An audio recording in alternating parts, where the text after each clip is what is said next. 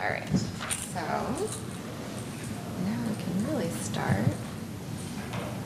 All right, so I will be starting out talking about epidermal tumors and also inflammatory disorders that lead to scarring. So I have no disclosures. So again, I think one of the important things is a patient might come into you and not even know they have a genetic disorder. So part of it is recognizing that this patient is different from the others, understanding some of the biology behind it to augment your treatment options, and again, tailoring your treatment to each individual patient. For scarring disorders, I think the big question is it okay to treat? You know, am I going to make the patient worse? So what is the underlying process? Is the process still active? And what options do we have? And I want to acknowledge a speaker who couldn't make it today. He works in Spain, Dr. Pablo Boaxida. He was the Leon Goldman Award recipient in 2022, and he's done a ton of work in this area, and he generously shared some of his slides with us that we'll be showing today. So imagine a young man like this walks into your room, 23-year-old. He said he's tried all the acne treatments already. He can't seem to get better. Can you please help him? So this is sort of the thinking I want you guys to get into. Like, this is not the same as cystic acne. Hopefully you'll feel like probably I should do a biopsy just to make sure. So we're going to talk first about epidermal and dermal benign tumors. And these include complexes like tuberous sclerosis complex, which leads to angiofibromas on the face, Birt-Hogg-Dubé, which leads to fibrofolliculomas, Brooks-Spiegler syndrome, which is a triad, Cowden syndrome, which is a cancer predisposition syndrome with trichomomas, neurofibromatosis is probably the one you might have seen, which leads to neurofibromas, and steatocystoma multiplex. So I'm not going to have time to talk in depth about these two conditions, but we're definitely going to show examples of the others. So tuberous sclerosis is a genetic disorder.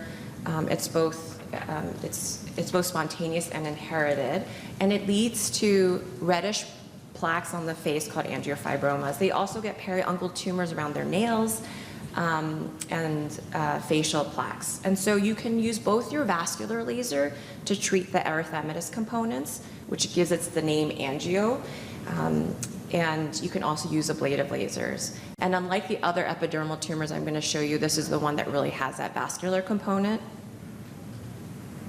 So ablative laser ultimately is the key to flattening lesions, and you want to use fully ablative continuous wave. And you can do multiple passes to flatten the lesion. Traditionally, you can do this with topical numbing, although there are many institutions, especially if the patient is young, who bring their patients into the OR to do a full pass.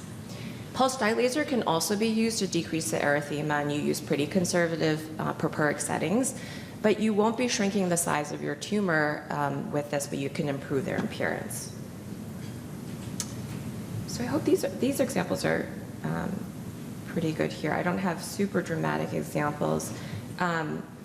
So that's the drawback. Like, you know, in order to treat some of these patients properly, you have to use general anesthesia. In the old days, when we had argon lasers instead of carbon dioxide lasers, there was the risk of scarring, and of course, over-treating could lead to hyperpigmentation. So this is just an example of, at the bottom, of hyperpigmentation.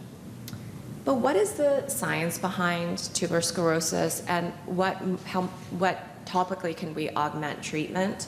So it turns out that most mutations lie in the TSC1 and TSC2 complex, and ultimately this feeds down into mTOR pathway, which is a very common growth pathway, and that's why they form so many benign tumors, not just on their skin, but in their kidney and the brain. And so this is a tumor suppressor gene, so it's suppressing the growth of these tumors. When you're mutated, you're not suppressing the growth anymore. And as a result, you're blocking this inhibitory pathway, and there's increased growth and increased benign tumors. mTOR pathway is blocked by an agent called sirolimus or rapamycin, which is usually given systemically, but you can compound topically. And here's an example of, this study was done both in Japan and China using topical sirolimus. This is 0.1% Skin Medicinals, I think, no, Chemistry RX Compounds 1, 2. And so this is showing how nicely, especially when the lesions aren't that bumpy yet, you can control the growth. If you don't have a fancy laser, in a similar way to rosacea, you can treat these with electrocautery. Obviously, you have to numb them. Obviously, you'll need multiple treatments, but you can also achieve a good cosmetic outcome. Do these come back? Definitely, because you're not removing entire lesion, you're just flattening them. So patients do need repeat treatment over time. And I guess one of the nice things with the topical is you can treat and use a topical in between, and that really maintains the patient quite nicely. And so we now see adult TS patients who look amazing because they got treated when they were younger. And then the last bit on this story that I think is super interesting is science recently has shown that angiofibromas are probably related to sun exposure. So this is part of the two-hit hypothesis for tumor suppressor genes, meaning you're already born with a predisposition, but then you get a second hit from UV.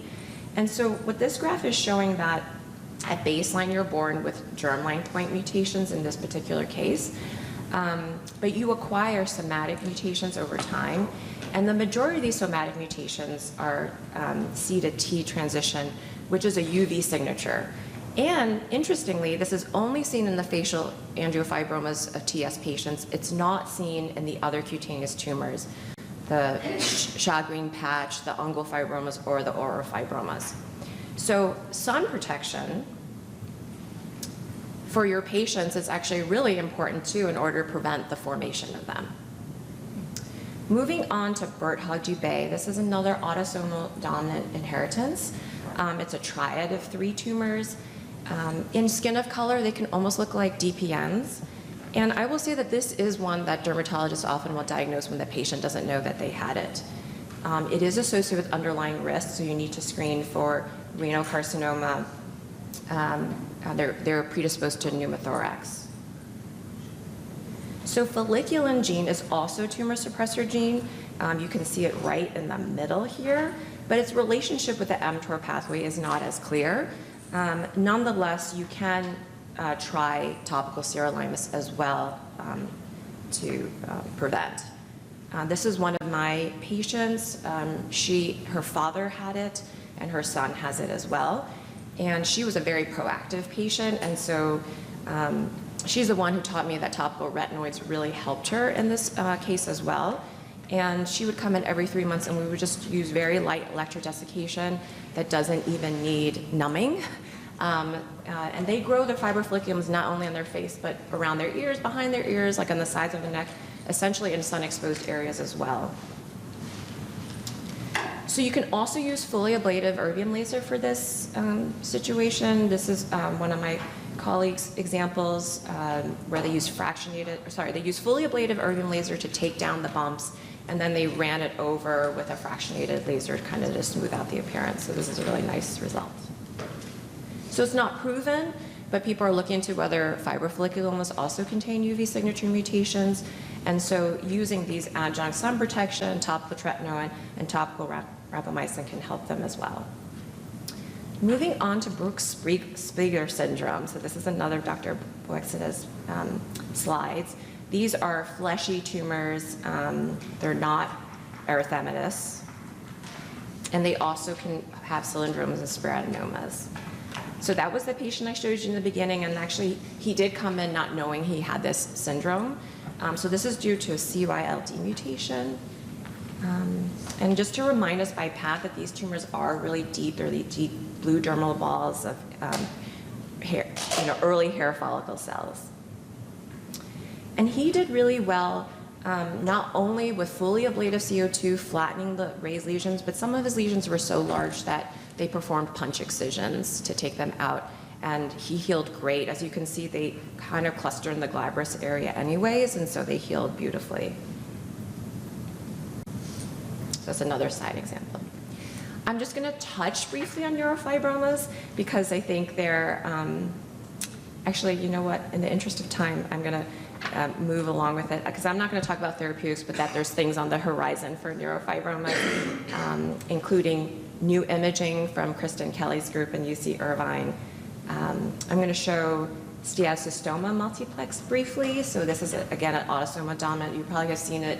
They're very yellowish on the trunk. They often can be in the wrist too. This was after a couple of treatments just to flatten them. And you can easily extract them with an 11 blade and IND them. The material is very liquidy and oily, so it's easier to extract than a traditional epidermal cyst. But if you have a laser, you can also drill a hole with the CO2 laser and the material will come out too.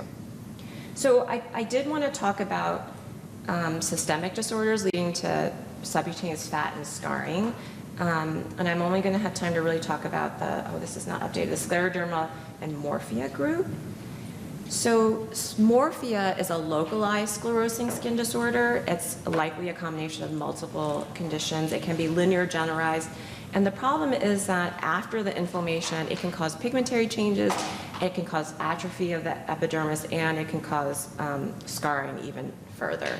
So this is an example of where the discoloration was more prominent on the patient, and this is Dr. Boaxida's case. So he was able to treat this with lasers, using pulse dye laser to take down the redness, and then followed by pigment targeting lasers to really even out the brownness. And this is Dr. Soda's case. So this is morphea, which has left some scarring and loss of volume. And she did a filler injection followed immediately by non-ablative laser on top, and that also has a really nice cosmetic appearance after just one treatment.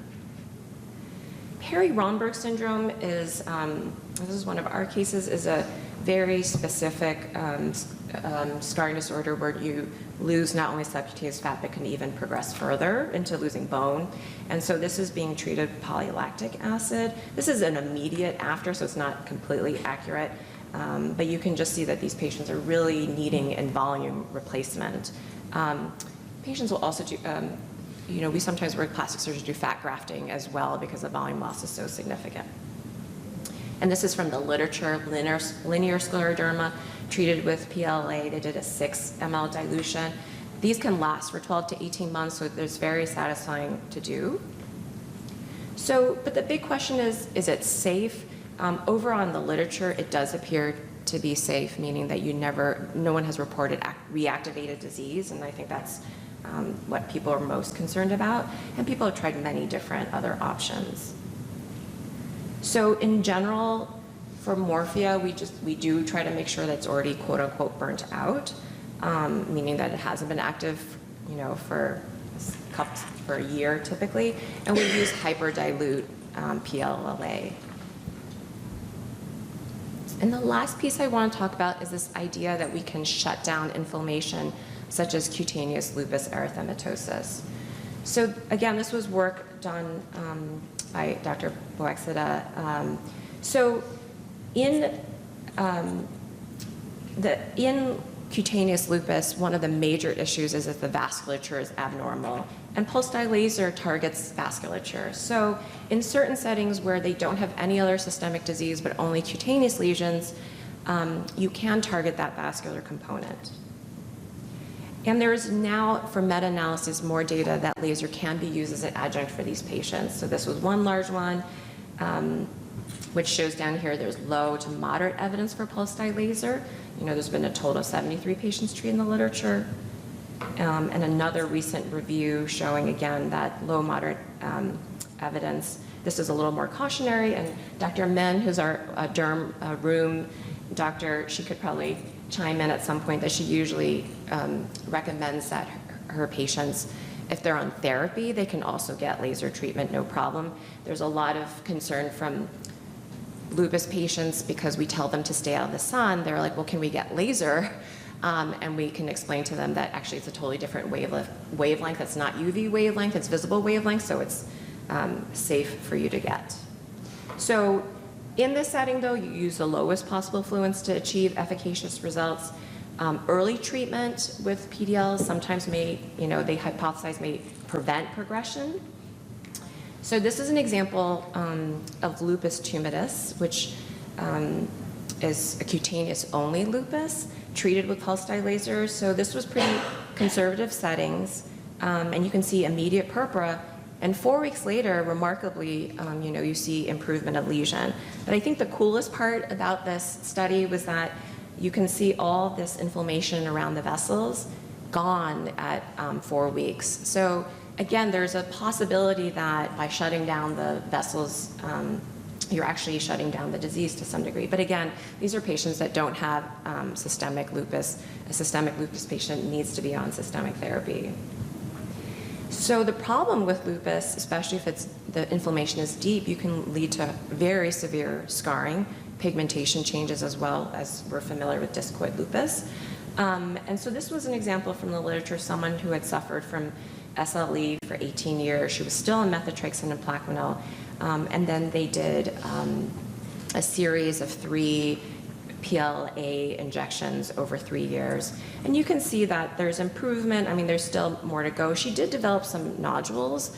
It didn't bother the patient. I generally don't inject PLA. I don't know what Dr. Sao would say around the periocular area, because I think nodule formation there is a little higher. But lower face, cheek, I think it's really easy to do. Okay, so, I'm sorry, I'm so over. Okay, so overall, in the literature, it suggests that this is also safe to do for these patients. There's one case report of someone who had RA and Sjogren's who developed nodules, but she was also on an anti-inflammatory leflunomide, and her nodules disappeared after. But there's never been reflare disease reported.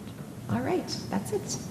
And I'd next like to introduce Dr. Pooja Soda. So she's the whole package. She did a MedDerm residency at Georgetown, and then she went on to do a cosmetic and laser fellowship with Paul Friedman, and now has returned as the director of laser and cosmetic at Georgetown.